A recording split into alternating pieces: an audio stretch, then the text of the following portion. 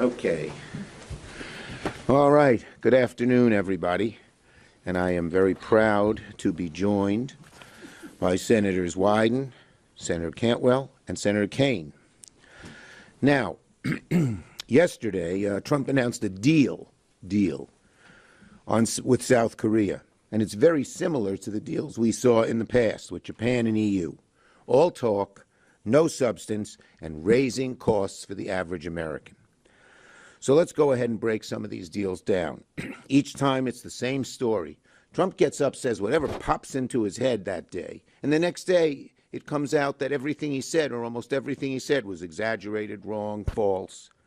In Japan, on July 22nd, Trump said Japan is going to invest $550 billion in new investment in the U.S. You know what Japan said the next day? It's less than 2% of that. Okay? Meanwhile, tariffs went up 15%. They were 2%, now they're 15%. A huge increase in cost for the American people. In EU, on July 27th, Trump claimed $750 billion in new energy purchases and $600 billion in new investment in the U.S. Following the announcement, the EU said those numbers are unachievable, and besides, they didn't have to obey the agreements. They were non-binding. And again, tariffs up 15%. South Korea, Indonesia, Vietnam. I'd say to the media, when he announces his next tariff deal, you better ask a lot of questions, because the next day it's all going to be undone. In some cases, Trump has claimed commitments from these countries that they didn't make. We still don't know what the agreement with Vietnam includes, neither do they. They've said that. Trump claimed a deal nearly a month ago, but neither side agrees on what he agreed to in Vietnam. So what is this chaos? Our businesses, our small businesses, our medium-sized businesses, our large businesses need some degree of certainty, and all they're getting is chaos and inflation. You saw the numbers yesterday. So the Trump tariff trade war is a trade war on the American people. We've seen this week the chaos and uncertainty. Business investment down 3%, in good part because people don't know what the tariffs will be. No one knows what's coming when Donald Trump has no plan, no strategy, and he's not honest about what he presents. But we do know one thing. Tariffs are up since Trump took office. Look at the price of goods. Leather, 40% higher. Fresh produce, 7% higher. Cars, 12% higher. Computers and electronics, 18% higher. It is estimated the average American family will pay $2,400 more a year because of the Trump tariff tax. Amazing. That's a lot of money for a lot of people. It's often more than raises people get for the whole year. Okay, when Trump came into office, the EU tariff was 2%. Now it's 15%. Don't look at what number Trump shot out there before. The real change is what it was and what it is. And in almost every case, it's gone up significantly. When Trump came into office, the tariff on South Korea was 1%. Now it's 15%. When Trump came into office, the tariff on Japan was 1.5%. Now it's 10 times that. It's going to cost 500,000 jobs. Meanwhile, if there's one country that's benefited from all this chaos, it's China. Over the past few weeks, Trump has granted the Chinese government greater access to our advanced AI chips. A number of us worked to prevent those chips from being sold to China when Biden was president. They're vital to our national security. Trump's hitting the brakes on new restrictions on other sensitive tech exports to Chinese companies. We had restrictions. So, you know, our kids, our grandkids, and even us, we're going to suffer when China starts catching up and getting ahead of us on key industries like AI, where they can dominate many parts of the global economy and even the way of global thinking.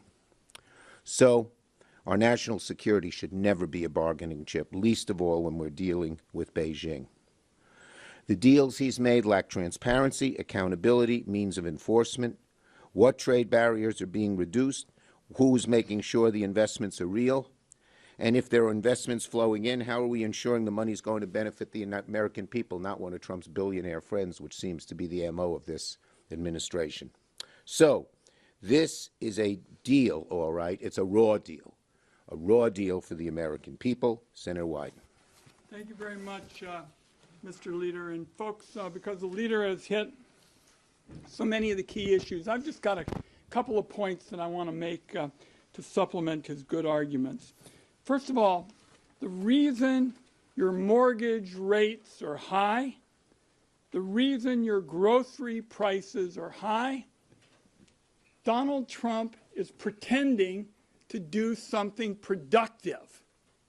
That's what this is really all about. And with these agreements, and some of them I can tell you are not much more than a napkin with a few lines squiggled on it, are not opening up markets for our farmers and manufacturers.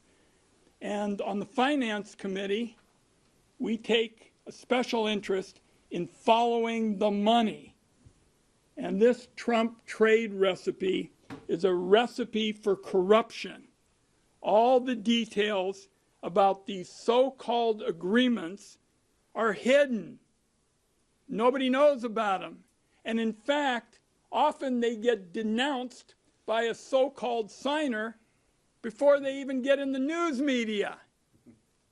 This is a recipe for corruption.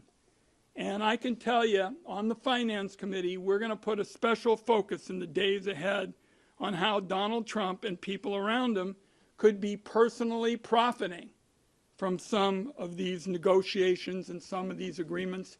And we'll save that for another day. Thank you, Leader. Thank you, Senator Wyden. Senator Cantwell. Well, thank you, Leader Schumer, for bringing us together on this critical topic. First, the United States Senate should not be hearing about trade or tariff policies and developments by watching cable TV. The administration officials should be telling the Congress exactly what these proposals are. This is serious business with broad economic consequences and affecting all our constituents. The Congress needs to see the fine print on what these deals really mean. The Trump tariffs will increase prices on the American consumers, as we see here. The increased price overall for 2025 tariffs on average are expected to be $2,400 in reduced income for Americans.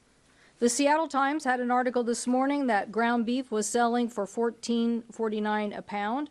The cost of a basic T-shirt has risen from $10 to $25, and Procter & Gamble, the maker of household staples like Tide and Charmin toilet paper, said because of the tariffs, they are hiking prices next month about 25% on their products in order to offset a $1 billion hit they are going to take because of the tariffs.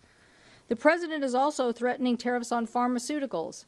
We cannot afford any higher prices on drugs. At a time when American people are already struggling to afford life-saving drugs, the administration is trying to make them more expensive. When the administration talks about how much revenue is coming from these tariffs, the revenue is coming right out of the pockets of Americans. Don't be fooled. The parade of handshakes, press releases is meant to distract from the very real possibility the Federal Court of Appeals will rule that the Trump administration does not, never had, the legal authority to unilaterally raise taxes on imports without coming to Congress first. Let's be clear, what the Trump administration is trying to pull off is the unconstitutional power grab of Congress's revenue-raising authority. Why should we stand back and let the President of the United States raise taxes on Americans with these tariffs? The American people deserve transparency, and they deserve lower prices. They were promised lower prices. Where are they? Thank you, Senator Cantwell. Senator Kaine. Thank you. Well, thank you to my colleagues and to our leader and to all of you for coming. We're going to be on a recess sometime. And I know one thing, I know one thing about the recess, which is the four of us are all going to be doing something very similar. We're going to be traveling around our states, and we're going to be hearing a ton from our constituents. The last time I traveled around Virginia for a week was in April, and I'm going to be doing the same thing next week. And in April, at the front end of this tariff thing, here's what I was hearing. The tariff regime is increasing our costs. Businesses that bring in aluminum and steel, for example, which is everything from big manufacturers to the pie shop that buys aluminum pie tins from Canada, their costs are going up, and that affects their ability to sell. There's a second effect. of the tariffs, which is the retaliation. When Donald Trump puts tariffs on other nations, they're going to put them on us. And in Virginia, that is hitting the ag and forestry sector the hardest. A sector that's already been hit pretty hard by low commodity prices in the last few years, that's being hit pretty hard by some of the deportation policies. So the retaliatory tariffs are like the second punch. And then the third punch is the reputational effect. We've got businesses now, or consumers in Canada, for example, they will not buy American products. They will not travel to the U.S. because they're so mad about the disrespect that is being visited upon them by Trump. So there's a triple level effect of raising the costs of imports, leading to retaliatory effects, and then a reputational effect that's really socking our people. And what you're seeing, and this is a good one, there is like a stair step of costs that are going up. Back to school this year is going to cost a lot more than back to school last year. And then Thanksgiving shopping this year, it's going to cost an awful lot more than last year. Then Christmas holiday shopping even more. The stair-step effect of it is really affecting folks. Chaos is next. The way Donald Trump does this, announce it, pause it, like Mexico. Well, why don't we wait another 60 or 90 days on Mexico? Offer an exception to you, but not to you. Nobody knows what to expect. And as I traveled around Virginia in April, I'm going to hear it again next week, I have a business. I want to invest more. I'm ready to invest, but I can't invest till I know what the rules are going to be. Or maybe I'm a multinational business. I could invest in the United States, or I could invest in Europe, or I could invest somewhere else. But I can't make an investment decision if I don't know what the rules are going to be. There's a lot of capital sitting on the sidelines now that should be invested in the American economy that isn't being invested because of the chaos. And then finally, the last point I'll make is corruption. President Trump announced yesterday something among all the unprecedented, truly unprecedented. It is an emergency that Brazil has chosen to prosecute a friend of mine. And therefore, as a president, I'm declaring under emergency powers a 50% tariff on all goods from Brazil, a nation where the U.S. has a trade surplus, not a trade deficit, because his friend is being prosecuted. That is not an emergency under IEPA. That is an unprecedented use of that power, and we need to take steps, and my colleagues here and I will take steps to challenge the president's use of the emergency powers in this most unusual way. Glad to be together with a team that is battling these chaotic, consequential, and corrupt tariffs that are hurting Americans. Thank you, Tim. And before we get to questions, Tim mentioned you couldn't believe he would do something he did yesterday. Here's even something more confounding, some breaking news. Just now, the White House announced construction of a $200 million White House ballroom that will begin in September. A $200 million ballroom. Where'd this money come from? Did Congress appropriate it? I don't think so. It's almost like DOGE was never about waste at all. It was about cutting services to help Trump and his billionaire buddies. So it seems that DOGE was all about making cuts on Americans to fund their ballroom? Was that what DOGE was all about? So let's recap Trump's week in terms of its economic effect on American people and in terms of corruption. This week, he opposed stock trading bans for members of Congress and the president, something we support. He's now spending $900 million to refit his corrupt plane from gutter. He announced plans to build himself a new White House ballroom so he can eat his cheeseburgers in there in luxury. And he's imposing a new double tax on American families through his tariffs. As was said, costs, chaos, corruption, all embodied this week as typical on this subject. I promise I have a question on this subject, but aesthetically, on the White House construction, it will be almost 2 times the size of the main White House building. Yes. What are your thoughts on that? You're a New Yorker. Listen, I'm happy to eat my cheeseburger at my desk. I don't need a $200 million ballroom to eat it in. Understood. Okay, entree. Senator King touched on this a bit, but the president makes it sound like trading partners are very eager to come and negotiate and that they're happy when all is said and done, but you all travel internationally, you all talk to ambassadors. Reputationally, what is this doing to the United States? It's making Trump's tariff negotiations, tariff threats, tariff chaos is making, first, a fool of the United States in the eyes of the nations of the world. And second, The worst thing is because we care about the average American, $2,400 more in costs? Look at that. It's crazy. And since you mentioned Tim, let me, I was just going to bring Tim over. Yeah, but what was the question? I was so Okay, you listening to can- you, I On the wasn't, world stage, what, Yeah. you know, well, And Ron can, well, you were just Ron is, talking about your visit. Ron Wyden is on the world stage. He knows.